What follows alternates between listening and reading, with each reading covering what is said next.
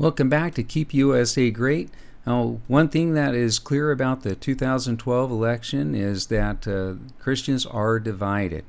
And I feel one of the biggest reasons that the Christians are so divided is because Christians in general are clueless about where we are in the prophetic events leading up to the return of Christ in glory. Now, I know where we are. I know the general chronological order of events of many of the prophetic events, and I'm excited to have the opportunity to talk to you about them. If you haven't already, go to godinourfuture.com and watch the 8 short videos. They're free. So just go over there, godinourfuture.com, watch the 8 short videos, and you'll see why we Christians in general for centuries had thought that Christ was going to be coming back in their lifetime. There's some errors that have been perpetuated down through the centuries that make it to where people can twist things around to make it to look where, yeah, prophetic events are being fulfilled and Christ is going to come back anytime. Well, we show some of the errors that have caused that perpetuation. And we also show that both John and Daniel saw the same succession of 8 kings leading up to the second coming of Christ. This is really new information. And along with this new information, it also shows that the succession of the 8 kings began to be fulfilled back in 1925, 1935, however you want to take a look at that. And it ends with the second coming of Christ. So since there's a succession of 8 kings leading up to the second coming of Christ, then the question is, which king are we on right now? Now, the 8th king receives the power, seat, and authority of Satan and goes to fight against Christ when Christ comes back. And so we go over that information in those 8 short videos. It turns out that right now we are at the tail end of the 4th king. I'm sorry that's going to disappoint a lot of you, but no, that's where we're at. And the kings are from Persia, which is now Iran, and Ayatollah Khomeini is the 4th king. We know what he's going to do next, which I feel he's already starting to do, and we know how he's going to die and what's going to happen to Iran after he dies. Again, these are just all fulfilling of the prophecies that have been written long ago, and now we're starting to see the fulfillment of them.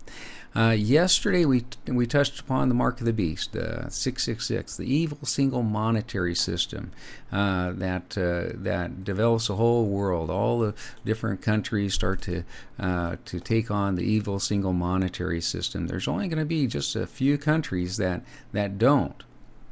And so now the question is that when is it set up? When is this evil single monetary system is set up?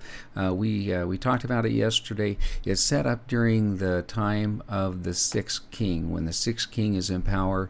Right now, the 4th king is in power. We're at the very end of the 4th king.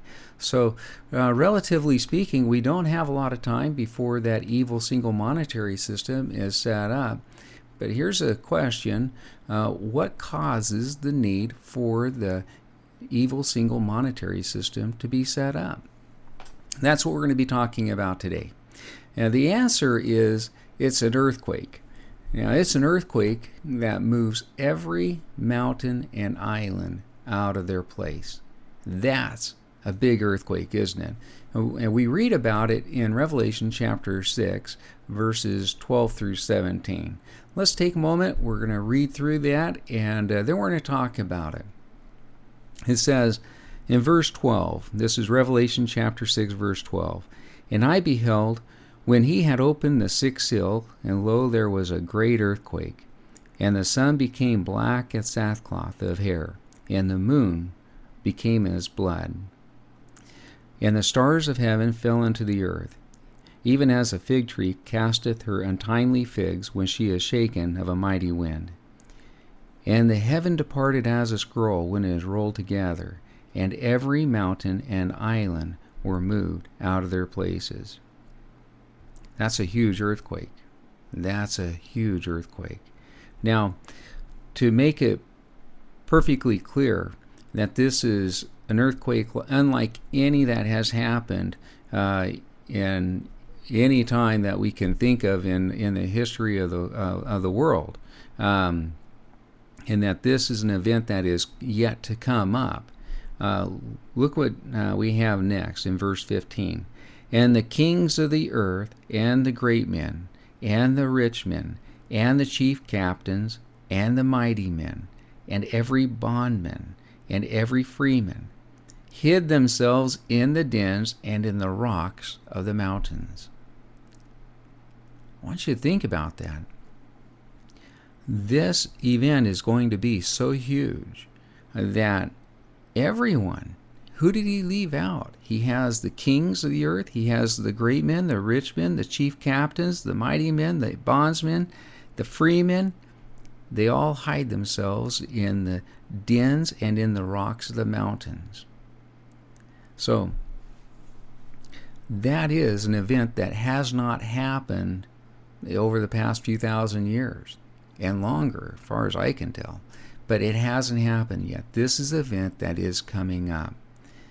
Now, in verse 16 and 17, just to wrap that up, they're going to say to the mountains and rocks, fall on us and hide us from the face of him that sitteth on the throne, and from the wrath of the Lamb. For the great day of his wrath is come, and who shall be able to stand? Now, this is not the second coming of Christ, but a lot of people are going to be thinking that it is. This is Judgment Day. Well, as Christians, now you're sitting here listening about this, and hopefully you'll do your own research, and hopefully you'll go to godinourfuture.com and take a look at the more information over there, and we're going to understand that, well, this is not the time that Christ is going to come back, and so, but it is a time that's going to wipe out the economies of the earth, isn't it? I mean, here we're talking about moving every mountain and island out of this place. Well, that can wipe out economies. But what happens when you start moving mountains and islands? You're talking about massive waves. And you look at the population that is near the coastlines around the world. This can be really devastating for those who are not prepared. But, you know, it seems like there's going to be many that know about this event, because earthquakes typically don't last that long, and so you take a look at how long it takes to get up to the mountains and into the dens, and I think that perhaps there's something going on that people are saying, oh wow, look what's coming, we better head to the mountains. And so could there be an object from space that is flying near Earth that is causing the Earth to have such a catastrophic event? It's possible. We're going to have to wait and see. But we know that this event is coming. It's not going to happen in the next couple of years, I don't feel. There's too many prophetic events that need to happen in between now and this earthquake, and so. But can this earthquake happen in the late 20s to early 30s? Absolutely, and I think that that's probably when the time frame is. But the point is that we have this massive event coming up, and when you take a look at the pollution that this is going to cause, the disruption of everybody leaving their businesses, the factories, and the critical places, power plants and other things, and going up into the mountains, going to places for safety, that is going to disrupt the economies of the world. And so it's after the earthquake that I've been able to assemble and say that is the time that the evil single monetary system is set up. It is during the time of the reign of the sixth king. We are at the tail end of the fourth king, and we have a lot of prophetic events that happen between now and the earthquake and the sixth king. So we're able to check them off as they go along and say, hey, we're getting closer, we're getting closer. So here's the exciting thing that we have to look about, is that this is something that we as Christians know about. It's in the scriptures, and there's a lot of information that we can gather about it. So we don't need to be blindsided by this event, and so understanding that this event is going to happen, and there's a lot of things that we can take away from it. One is that we need our nation to be energy self-sufficient, food self-sufficient, and economically self-sufficient. Because not only do we have to prepare for that earthquake, but we also have to prepare for after the earthquake. And after the earthquake is going to come that evil single monetary system. And the valiant Christians are not going to take on the mark of the beast. We're just not going to do it. And so, as we make the time to prepare our nation to become energy self-sufficient, food self-sufficient, and economically self-sufficient, we also need to be preparing our nation for this event of the earthquake. It's going to be coming.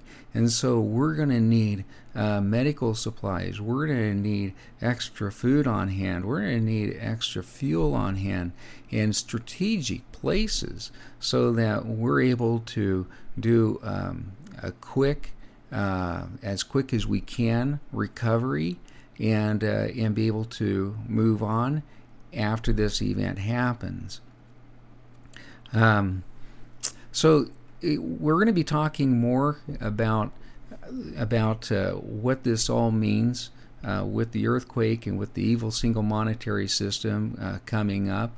We're going to be talking about, as valiant Christians, are we in for a time of gloom and doom from here on out? And the answer is no.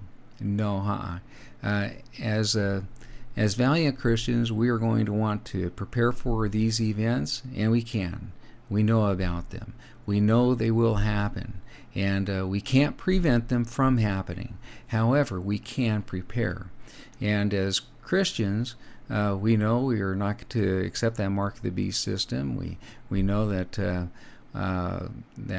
some great suggestions for what we need to be doing are covered in the mission of Keep USA Great. We need to draw close to Christ. We need to learn about Christ. We need to learn about the prophetic events. We need to prepare. We need to support the Constitution of Liberty and support a stronger economy. We need to encourage others to do the same, and especially encourage the politicians to do the same.